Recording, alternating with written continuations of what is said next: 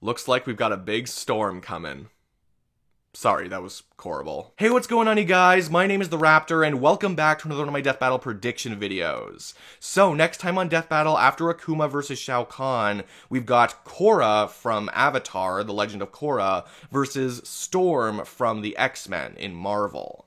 Now, I'm not sure what you guys were thinking when Korra was first announced, like, 2 months ago, along with other characters that they confirmed were going to be in Season 8. They didn't reveal Korra's opponent, but they did reveal that Korra was going to be in Season 8. I don't know what you guys were thinking, but I was honestly really surprised to see that Korra was going to be fighting Storm. I was fully convinced that Korra was going to fight Rey from Star Wars. Not because I particularly love the matchup or anything like that, but just because this is the Legacy season of Death Battle, and those are literally Legacy heroes. And it's a fight that Death Battle has history with in one way or another. I just thought it was like the perfect contender for this kind of season, But clearly they're going in a different direction. I guess above all else, I would have preferred to see Korra versus Delsin, but I didn't think I was going to get that anyway, so, I'm not too disappointed by that. I completely understand why they're not doing it.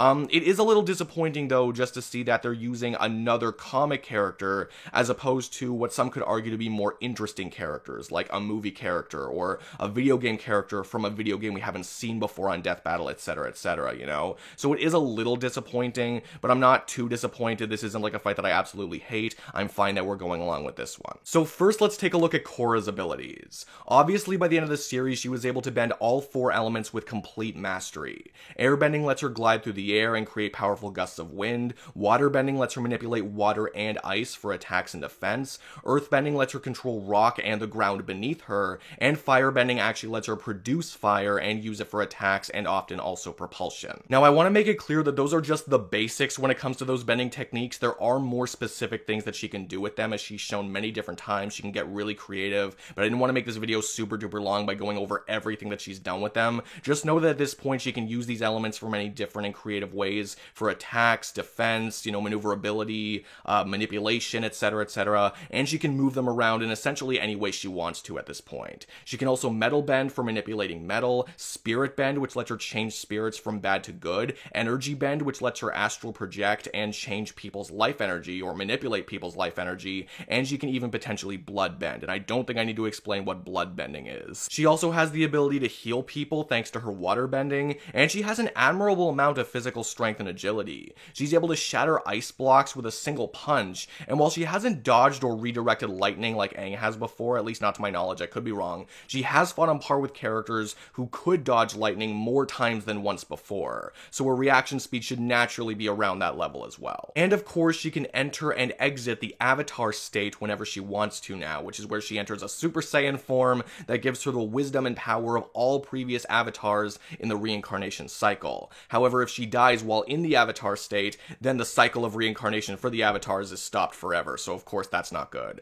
She's also an incredibly skilled hand-to-hand fighter, and she's able to come up with strategies mid-fight and again use her bending techniques in very creative ways. Alright, so now let's move on to Storm. So Storm is said to be one of the strongest mutants on Earth, and has gone from Alpha level to Omega level. And just for context, Omega level is like the highest conventional classification that's given to mutants on Earth, so that's pretty darn high up the food chain if you ask me.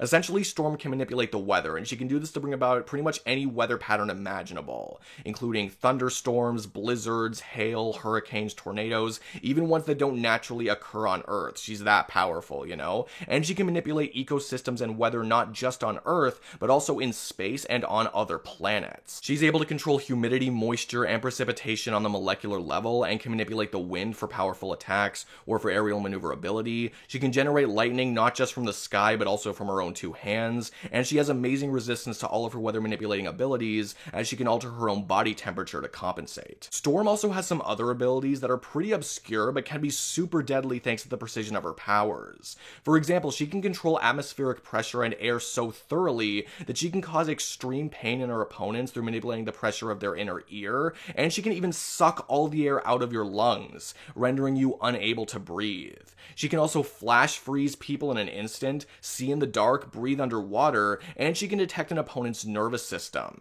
meaning that she can anticipate movement and thereby react incredibly quickly. Storm can also sense and has limited control control over the other elements such as water, fire, and the earth, and she's able to bend light to camouflage herself in some circumstances. She's also believed to be one of the best tacticians on the X-Men team, and is an amazing fighter with some pretty darn good mental resistances. She also has some other powers regarding to her status as a weather god, and even some mysticism stuff, but I'm not going to get too deep into that as they're not nearly as prominent as her standard weather-changing abilities. Now, those of course were just very quick rundowns of the characters. I could throw out more information at you if I really wanted to, if I wanted to make this video super long, but in general, unless I'm missing something really big here, I'm pretty sure that Storm is going to be the winner of this fight. And it is kind of disappointing for me just because it feels like this is another one of those fights where one character has a leg up just because of their longevity in Marvel or DC, which has just gotten really annoying to me, you know what I mean? Like there's just fights where people are like, oh yeah, this character wins because they're from Marvel or DC. And I'm not saying people are wrong for saying that,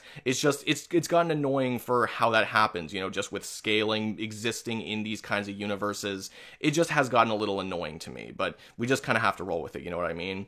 It's just because a big part of this fight just seems to be that Storm has more feats on a much wider scale than what Korra has. So when it comes to power, Korra still has some impressive feats. She was able to redirect energy capable of obliterating part of a mountain, and when it comes to the Avatar state of her being generous, we could put it a few steps above Kyoshi, who was able to cut apart an island. Not to mention Aang, when he was in the Avatar state, was able to carve a hole around the city of Yudao, as Death Battle has mentioned before. Now, I have seen estimations of the Avatar state being way higher than this, but I've never found those estimations to be really reliable, and based on how Death Battle really likes reliable, tangible feats and scaling, I seriously doubt they're going to place her that high either. I could see them placing her higher than Kyoshi, but not by that much. But Storm, on the other hand, is an Omega level mutant, and that's the classification given to mutants who have a planet-wide reach with their powers. And that definitely applies to Storm, as she's been shown creating weather patterns that stretch across countries, the continent, and yes, even the whole planet, including planet-wide storms and even planet-wide lights by manipulating the Earth's magnetic field. Now, this doesn't necessarily mean that she can destroy the planet. In fact, the Omega level classification is given to mutants who have the potential to wipe out all life on Earth, as opposed to just wipe out the Earth. But even still, you know, there are enough feats to prove that she has the control and reach that are far above Korra. Say what you will about the Avatar state and what you buy for it, but I definitely don't see Death Battle placing Korra to that level that Storm has shown in really any regard, which I honestly agree with. As far as I can tell, the power difference is pretty big here. Korra does have some really powerful abilities, especially when it comes to her more obscure bending abilities like metal bending and energy bending, but surprisingly, Storm has abilities that are at least just as deadly and far easier to use. Korra might be able to manipulate your life energy or your blood if she gets the right opening, but Storm can instantly cause immense pain by manipulating the pressure in your body, and she can just take the air out of your lungs, and she can do it much quicker than Korra can too.